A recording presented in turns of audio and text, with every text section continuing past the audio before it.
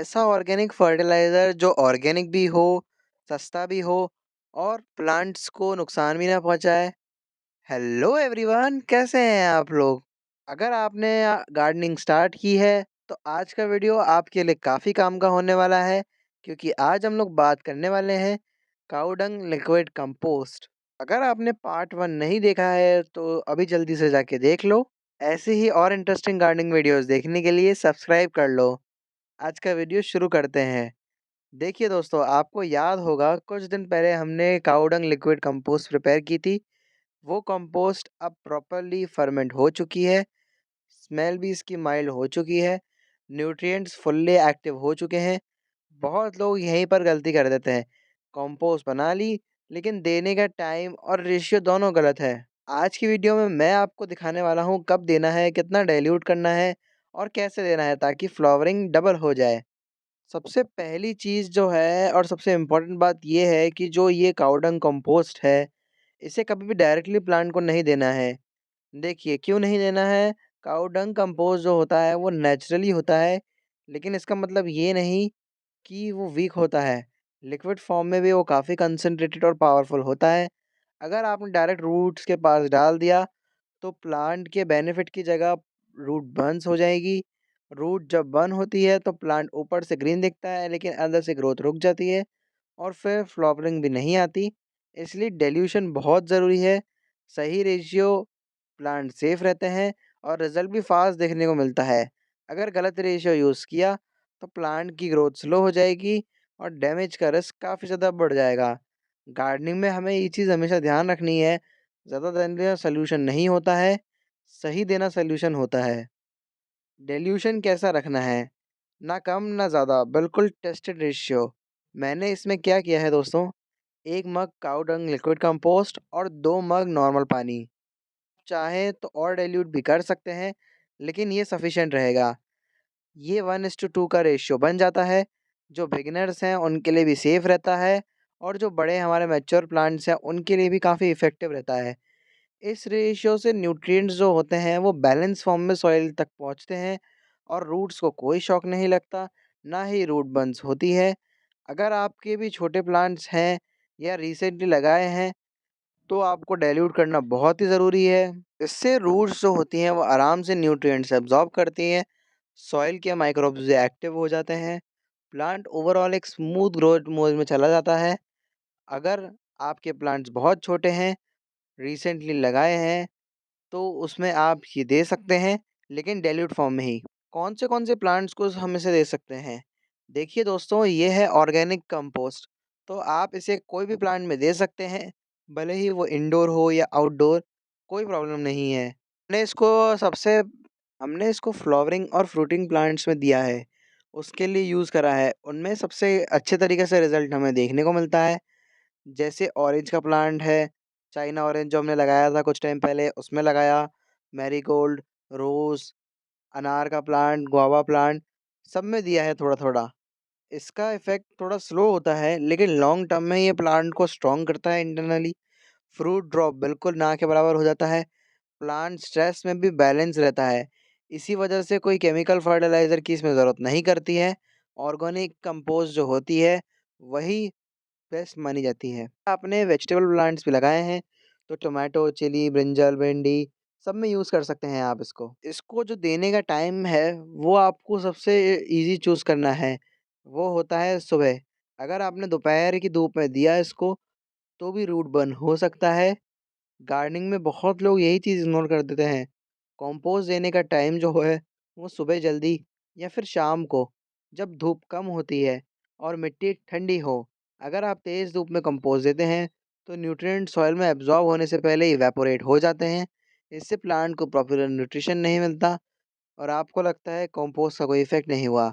एक और इम्पॉर्टेंट बात ये है दोस्तों, कंपोस्ट देने से पहले सॉइल चेक कर लो। अगर मिट्टी बिल्कुल सूखी है, तो पहले उसको हल्का सा नॉर्मल पानी दे दो। मॉइस्ट सॉइल में न्यूट्रिएंट्स अच्छे होल्ड होते हैं और रूट्स तक जाते हैं। इस छोटी सी टाइमिंग और सॉइल कंडीशन की गलती से मैक्सिमम लोगों की ऑर्गेनिक गार्डनिंग फेल हो जाती है और फुल बेनिफिट नहीं मिलता है। सही टाइम पर दी गई कंपोस्ट का रिजल्ट भी डबल होता है, अगर ध्यान रहे दोस्तों। कंपोस्ट डालें कैसे? देखिए दोस्तों, कंपोस्ट जो होती है वो इसको आपको स्लोली स्लोली डालनी है। एकदम डायरेक्टली इसके प्लांट के ऊपर नहीं डालना है, पत्तियों के ऊपर नहीं डालना है। आपको रूट्स के पास सॉइल में डालना है इसको। जो मैंने डाइल्यूटेड सॉल्यूशन बनाया है, इसको धीरे-धीरे पोर करा है ताकि सॉइल उसको अच्छे से एब्ज़ॉर्ब कर सके। जल्दी में डालने से पानी बाहर बह जाता है और न्यूट्रिएंट वेस्ट हो जाते हैं। कभी-कभी कंपोस्ट सॉल्यूशन को लीव्स पर स्प्रे करना चाहिए, ऐसा लोग सोचते हैं, लेकिन ये वाले की ज़रूरत नहीं होती है, इससे फंगल प्रॉब्लम आ सकती है। कंपोस्ट का काम जो है ये वाली सॉइल और रूट्स के लिए ही होता है, इसमें लीव्स का कोई रोल नहीं रहता। एक मीडियम साइज़ पॉट में एक आधा या फिर 1 मग पूरा काफ़ी होता है सॉल्यूशन। ज़्यादा देने से प्लांट को कुछ नहीं फ़र्क पड़ता, बल्कि स्ट्रेस में आ सकता है। इस बात को हमें याद रखना है। इसके बेनिफिट्स क्या-क्या हैं? देखिए दोस्तों, जो काऊ डंग लिक्विड कंपोस्ट होता है, ये प्लांट को नहीं, सॉइल को भी अंदर से ज़िंदा बना देता है। इससे सॉइल के अंदर जो अच्छे बैक्टीरिया और माइक्रोब्स होते हैं, वो एक्टिव हो जाते हैं और न्यूट्रिएंट्स को प्लांट के लिए अवेलेबल बनाते हैं। जब सॉइल हेल्दी होती है, तो रूट्स नेचुरली स्ट्रॉन्ग बनती हैं। स्ट्रॉन्ग रूट्स का मतलब better water absorption, better nutrient Uptake और ओवरऑल जो होती है प्लांट की ग्रोथ फास्ट हो जाती है। ये सब चीज़ें ऊपर से भी दिखती हैं। आपने नोटिस किया होगा, अगर कंपोस्ट देने के कुछ दिन बाद हमारे भी इसमें प्लांट्स जो है उनमें न्यू शूट्स निकलने लग गई हैं। लीव्स का कलर डीप ग्रीन हो जाता है और प्लांट की ओवरऑल ग्रोथ फ्रेश और एनर्जेटिक हो जाती है। यही वजह है कि मैं काऊ डंग कंपोस्ट यूज़ करता हूँ। ये एक नेचुरल ग्रोथ बूस्टर का काम करती है, जो प्लांट को बाहर से नहीं पर अंदर से ही पावरफुल बना देती है। अगर आप इस कंपोस्ट को हर 15 से 20 दिन के गैप में देते हैं, तो इसका इफ़ेक्ट आपको डायरेक्टली देखने को मिलेगा। वो कैसे? फ्रूटिंग प्लांट्स में फ्रूटिंग काफ़ी अच्छी बढ़ जाएगी, फ्रूट साइज़ बहुत ही बड़ा मिलेगा आपको। प्रीमैच्योर जो फ्रूट ड्रॉप हो जाता है, वो भी काफ़ी हद तक कम हो जाता है। फ्लावरिंग प्लांट्स में जो बड्स होती है, उसकी क्वांटिटी इंक्रीज़ हो जाती है। पहले जहाँ 2-3 फूल आते थे, वहाँ ज़्यादा बड्स आएँगी, वहाँ 5 से 10 भी आ सकती हैं। लीव्स का कलर डार्क ग्रीन हो जाएगा। वो एक क्लियर साइन है कि हमारा जो कंपोस्ट हमने यूज़ किया है, वो अच्छे तरीके से एब्ज़ॉर्ब हो गया है। डार्क ग्रीन लीव्स का मतलब ये है बेटर फोटोसिंथेसिस, जो डायरेक्टली फ्लावरिंग और फ्रूटिंग को सपोर्ट करेगा दोस्तों। ये सब एक दिन का मैजिक नहीं है, बल्कि सही फीडिंग और कंसिस्टेंसी का है। हमें इस खाद को रेगुलरली देना रहे। इसमें दोस्तों हमें थोड़ा-सा चीज़ों को ध्यान रखना है। ये जो खाद हमने बनाई है, इसको ओवर यूज़ नहीं करना है। हर वीक कंपोस्ट देने से प्लांट फास्ट नहीं बढ़ेगा, बल्कि और डिस्टर्ब हो सकता है।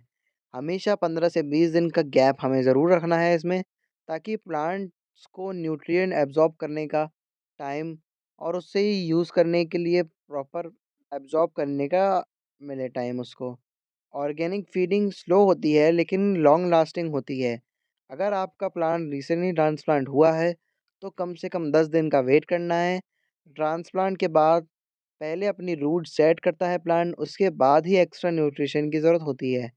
गार्डनिंग में एक रूल हमेशा सिंपल याद रखना है, जब प्लांट बैलेंस होता है, तभी वो बेस्ट रिज़ल्ट देता है। ज़बरदस्ती फीडिंग या फिर ज़्यादा खाद देना भी प्लांट के लिए बेस्ट नहीं माना जाता है। ऑर्गेनिक गार्डनिंग में हमेशा हमें ये चीज़ें ध्यान रखनी है, पेशेंस और कंसिस्टेंसी। अगर आज हमने सही से इसकी फर्टिलाइज़र सही से दिए ऑर्गेनिक, तो कल हमें इसका रिज़ल्ट दुगना-तिगुना मिलेगा। पर अगर हमने इसको अच्छे से नहीं दिया, तो डिसअपॉइंटमेंट ही मिलेगी। लेकिन अगर सही तरीके से और सही रेशियो से हम यूज़ करते रहते हैं, तो मिट्टी की क्वालिटी भी इम्प्रूव होती है। 1 मग या फिर 2 मग काऊ डंग कंपोस्ट, ये सिंपल फ़ॉर्मूला अगर आप याद रखेंगे, तो आपके प्लांट्स धीरे-धीरे स्ट्रॉन्ग और फ्रूटिंग और फ्लावरिंग बहुत डबल हो जाएगी। सबसे अच्छी बात ये है दोस्तों कि इस प्रोसेस में सॉइल भी इम्प्रूव होती है, मतलब सिर्फ आज का नहीं, फ्यूचर का भी फ्रूटिंग फ़ायदा होता है। इसी वजह से ऑर्गेनिक गार्डनिंग लॉन्ग टर्म में हमेशा अच्छी चलती है। केमिकल फर्टिलाइज़र शॉर्ट टर्म में ग्रोथ दे सकती है, लेकिन नेचुरल कंपोस्ट स्टेबिलिटी देती है प्लांट को। ऐसी ही और इंटरेस्टिंग गार्डनिंग वीडियोस देखने के लिए सब्सक्राइब कीजिए। मिलते हैं नेक्स्ट वीडियो में, तब तक के लिए हैप्पी गार्डनिंग।